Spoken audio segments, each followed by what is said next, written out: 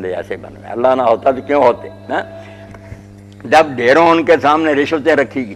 حضرت عبداللہ میں رواحہ کو رسول اللہ نے بھیجا کہ یہ جو خیبر کے نا یہودی، ان سے حضور کا وعدہ ہوا تھا کہ یہ زمین اب اسلامی حکومت کی ہے، مگر تم ہی کاش کرو، آدھا تمہارا حصہ ہوگا، جیسے مظاہرہ سے بتائی آدھا اسلامی حکومت۔ یہ جب وصول کرنے کے لیے آدھا حصہ گئے تو یہودیوں نے عام دستور کے مطابق نا بہت سا مال لا کر ان کی خدمت میں ڈھیر کر دیا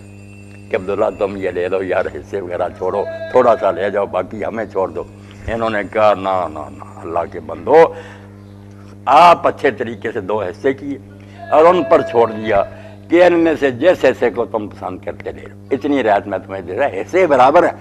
جو سمجھو اچھا وہ لے لو۔ تو یہودیوں نے اس وقت کہا کہ اس خدا کی قسم ہے جس کے حکم سے زمین و آسمان قائم ہے، یہی عدل ہے، یہ وہ انصاف ہے، اور یہ ہے جو محمد رسول اللہ صلی اللہ علیہ وسلم نے قائم کیا۔ تو اللہ کہتا ہے کہ اس کتاب کی قدر کرو، عام کتابوں کی طرح نام پڑھو، روزانہ اس کی تلاوت کرو، اور اس شیشے میں دیکھتے جاؤ کہ تم کس گروہ میں، کس فریق فی الجنت فریق فی السعیر، ایک گروہ جہنم کو جا رہا، ایک جنت کی طرف جا رہا۔ تو فرمایا جو فرشتہ اللہ نے چنا، معزز ترین فرشتہ، اور اس کے جو اوصاف بیان کیے، اب اپنی ڈیوٹی دینے کے لیے جو چیزیں چاہیے تھی جبرائیل علیہ السلام نے، وہ بھی اللہ نے بیان کر دی۔ اگر ایک آدمی کو چنا جائے کسی عہدے کے لیے مگر اس میں قابلیت ہی نہ ہو، بیچارہ کتنا نیک نہیں ہے تو کیا کرے گا پھر؟ تو اللہ تعالیٰ نے فرمایا جس فرشتے کو اللہ نے چنا اس کام کے لیے، ذی قوت،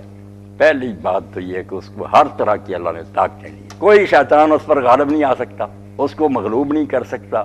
اس سے چھین نہیں سکتا، نہ اس کے کلام میں کوئی ملاوٹ کر سکتا، طاقتور ہی اتنا کہ کوئی اس پر پریشر نہیں ڈال سکتا۔ اور ساتھ یہ ہے ان ذی العرش مکین،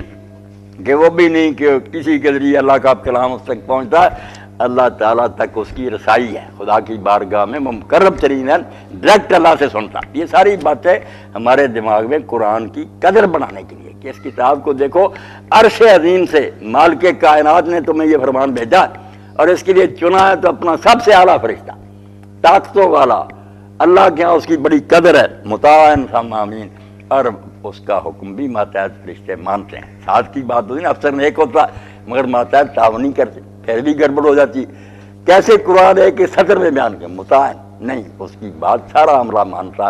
کسی کی مجال نہیں کہ اس کے حکم کے خلاف کوئی کمی بیشی کرے۔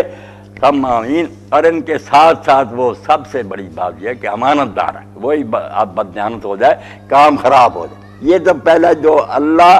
اور ہمارے درمیان رسول ملکی اس کو کہتے ہیں کہ فرشتہ جو پیغامبر ہے، پہلے اس کے بارے میں تسلی دلائی کہ ہر طرح پرکھ لو، اس کلام میں رد و بدل کی کوئی گنجائش نہیں، جس طرح اس نے سنا پہنچایا۔